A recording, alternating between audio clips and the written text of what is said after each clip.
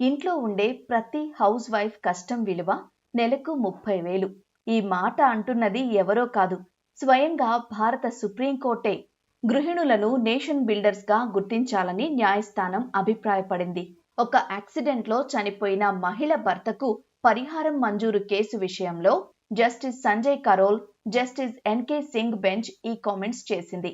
మనిషి ఎదుగుదలకు, దేశాభివృద్ధికి గృహిణులు తమ వంతు కృషి చేస్తున్నారని సుప్రీంకోర్టు అభిప్రాయపడింది. దేశ నిర్మాణంలో గృహిణి అందించే సేవలు కీలకమని తెలిపింది.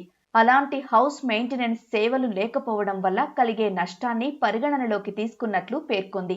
దాని ఆధారంగా హౌస్ వైఫ్ కష్టం కనీస నెలవారీ విలువను 30,000 రూపాయలుగా నిర్ణయించామని సుప్రీంకోర్టు వెల్లడించింది.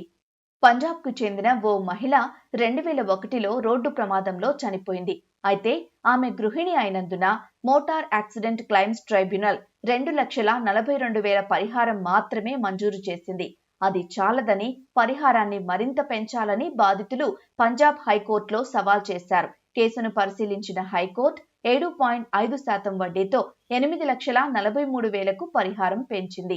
దానిపైన అసంతృప్తి వ్యక్తం చేసిన బాధితులు సుప్రీంకోర్టును ఆశ్రయించారు. కేసు విచారణ సందర్భంగా భార్య డొమెస్టిక్ కేర్ విలువను నెలకు 30,000గా సుప్రీంకోర్టు నిర్ణయించింది. వారి శ్రమ విలువ దేశ జీడీపీలో 15 నుంచి 17% ఉంటుందని పేర్కొంది.